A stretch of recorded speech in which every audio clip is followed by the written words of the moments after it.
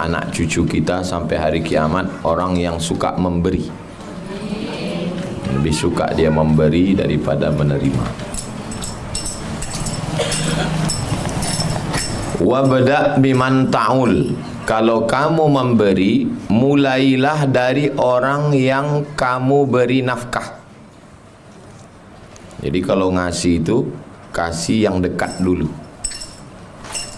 Wal jari zil qurba, tetangga yang ada hubungan kerabat. Wal jaril junubi, tetangga yang tak ada hubungan kerabat. Tetangga dekat rumah, sepupu dua pupu, sewali dua wali, itu duluan kasih.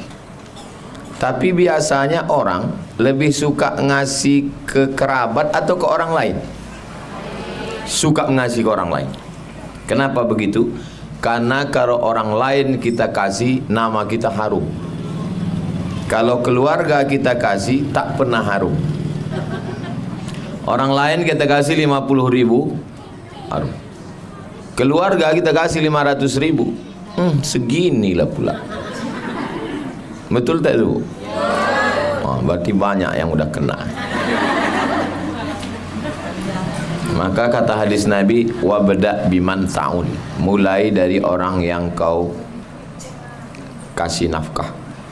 Jadi kepala rumah tangga kasih istri, kasih anak, kasih orang tua. Ada orang kalau ke kawan, minum di rumah makan kopi paling mahal kafe di Pekanbaru. Tapi kalau ke istri, ketupek gulai paku. Mudah-mudahan suami ibu tak masuk golongan itu. Suami ibu baik-baik semua insyaAllah. Ada beberapa yang tak baik tapi udah mati. Sama ibu-ibu, nama kitabnya At-Targhib wa Tarhib. Wa khairus sadaqati ma kana an zahri ghina. Sebaik-baik sedekah, mana yang paling bagus sedekah? An zahri ghina, setelah diberikan kepada orang yang wajib dinafkahi. Itu yang paling bagus sedekah. Siapa yang wajib dinafkahi itu? Mak, ayah, bini, anak. Sesudah itu barulah bersedekah. Mak tak pernah dijenguk, ayah tak dikasih duit, bini pun belanjanya diirit, anak tak dikasih nafkah. Tapi kalau sama kawan-kawan, ini kalau ada laki-laki begini, laki hantu.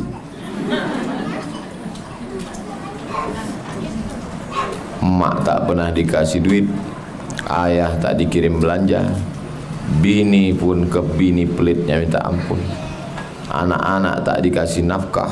Tapi kalau ke masjid, Bapak Haji Fulan sedekah, namanya harum. Ada orang di Pekanbaru mengasih anak UIN duit. Tiap semester anak UIN dibayarkan uang kuliah. Ceramah saya ke kampungnya, saya puji. Di Pekanbaru ada orang yang paling dermawan, memberi mahasiswa beasiswa dari kampung ini, kata saya. Selesai tausiah di kampung ini Pak Ustadz, siapa pun tak dipedulikannya. Peduli sama orang jauh, tak peduli. Maka di kampung almarhumah mak saya buat namanya Yayasan Wakaf Hajah Rohana Berbagi. 1 bulan 300 paket. Sejak meninggal 2019 sampai sekarang tak putus. Isi 1 paket itu beras 10 kilo, gula 1 kilo, minyak 1 kilo, sarden, roti, teh, kopi. Karena dulu dia begitu ke tetangga dekat rumah. Apa yang dia buat itu saya teruskan, supaya jangan sampai kita untuk orang lain bukan main, tapi untuk kerabat dekat tetangga tak ada peduli. Itu itu yang paling bagus sedekah. Ibu-ibu pun juga begitu. Ayah ibu, mak ibu, ibu tak wajib mengasih nafkah anak. Kalau ibu punya kos-kosan 100 pintu, pintunya aja dulu, yang lain menyusul. Ibu punya kebun sawit, tak wajib ibu ngasih nafkah anak. Siapa mengasih nafkah anak? Suami. Ibu bilang sama suami, bang, ini hasil kos-kosanku 1 bulan 100 juta. Aku tak wajib menafkahi anak ini, tapi karena aku kasihan sama kau, karena kau cinta matiku, ini ku kasih kau duit 100 juta dapatku ini, zakatnya 2,5%, ku kasih ke kau karena kau fakir miskin. Ibu boleh berzakat ke suami. Orang yang pertama ibu kasih zakat suami, karena dia yang paling dekat dengan ibu, sekamar sama ibu, sekasur sama ibu. Judulnya Sekasur Beda Mimpi. Ibu duit banyak, dia tak berduit, beda mimpinya. Ibu kasih ke dia, pesan Ustaz Somad, kau aku kasih 2,5%, ini 2,5 juta.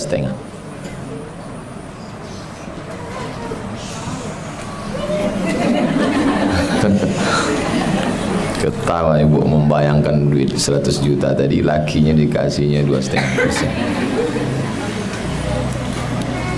Perempuan nih kalau dia sayang sama suaminya, jangan zakat 2,5%, nyawanya dia kasihkan, betul kan? Tengok tuh, betul.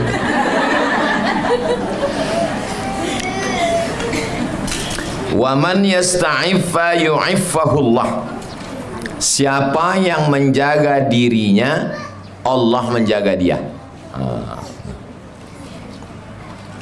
Siapa yang menjaga dirinya, tak mau minta-minta, Allah menjaga dia. Saya belum pernah membuat proposal seumur hidup saya, tak pernah saya buat proposal. Ada duit jalan, tak ada duit berhenti. Namun untuk meminta, enggak. Pejabat, orang kaya, konglomerat, tak pernah. Kenapa? Janji Allah. Wa man yu'if yasta'iffa yu'iffahullah. Siapa yang menjaga dirinya dari minta-minta, maka Allah menjaga dia. Siapa yang membuka satu pinta, dibukakan Allah untuk dia 70 kefakiran. Sekali kita meminta, dibukakan Allah untuk kita 70 kefakiran. Mudah-mudahan sampai hari kiamat anak cucu kita jauh dari minta-minta.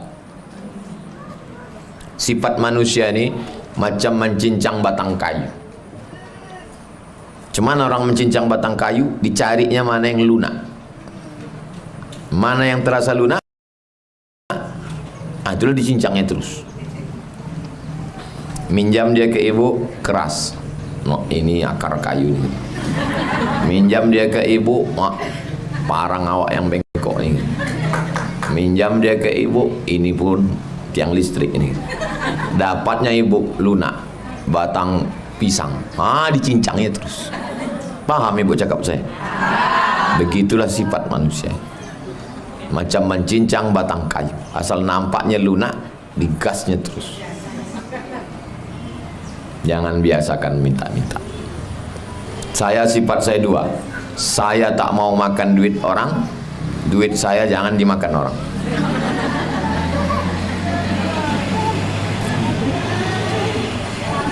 Kita tak mau mengganggu orang, orang jangan mengganggu kita.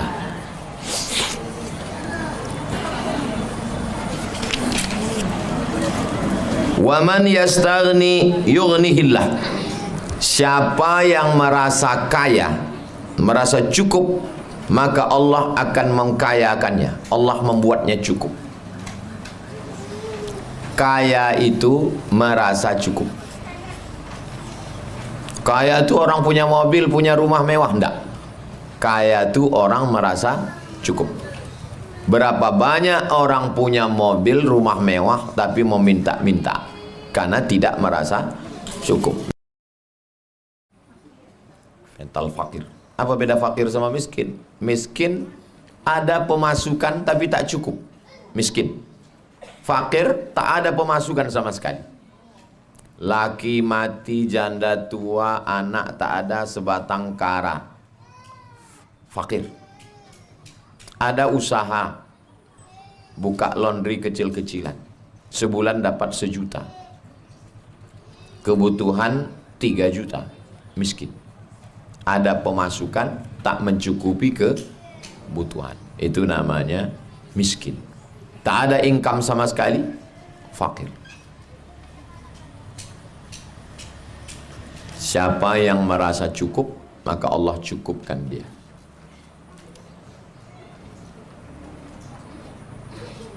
Dunia ini ada tak cukupnya? Tak ada. Dunia ini orang selalu merasa kurang.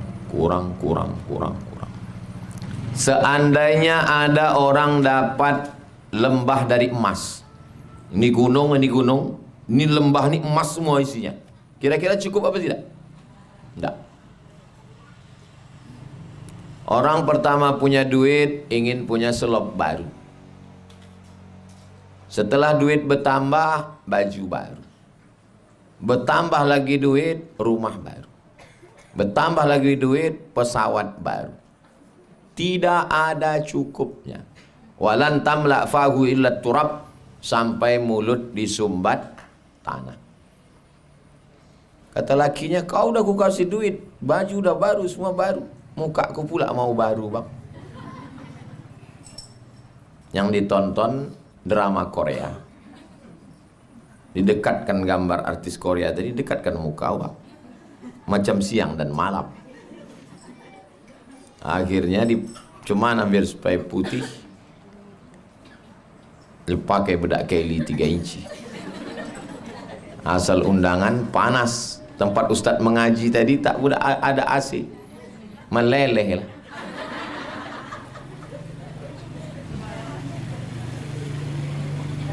Akhirnya disuntikkanlah macam-macam. Rupanya obat skincare tadi bertambah merkuri. Nah, tahu ibu-ibu ini gosok. Ingin putih bertambah hitam. Ada memang obat nih yang bisa buat putih, muka putih, tangan hitam. Orang barat itu jauh-jauh datang ke Bali, naik pesawat 24 jam dari Amerika. Sampai di Bali cuman mau berjemur supaya hitam. Awak udah hitam, tinggal syukuri. Judul lagunya syukuri apa adanya. Saya cuma mau membangkitkan semangat kita untuk percaya diri. Orang kita ini tak percaya diri. Rambut dicet, rambut jagung, kuku dicet hitam. Kenapa tak percaya diri? Allah sudah kasih kita nikmat. Betul tak cakap saya? Kalau ada ibu mengecat rambut jagung untuk membahagiakan suami, boleh apa tak boleh? Boleh. Ini sekarang banyak orang ngecat rambutnya bukan untuk lakinya, tapi untuk laki orang. Banyak perempuan sekarang bersolek bukan untuk lakinya, tapi untuk saya. Disuruh mak saya mengantar undangan. Tolong kau antar dulu undangan ini ke sana. Saya antarlah.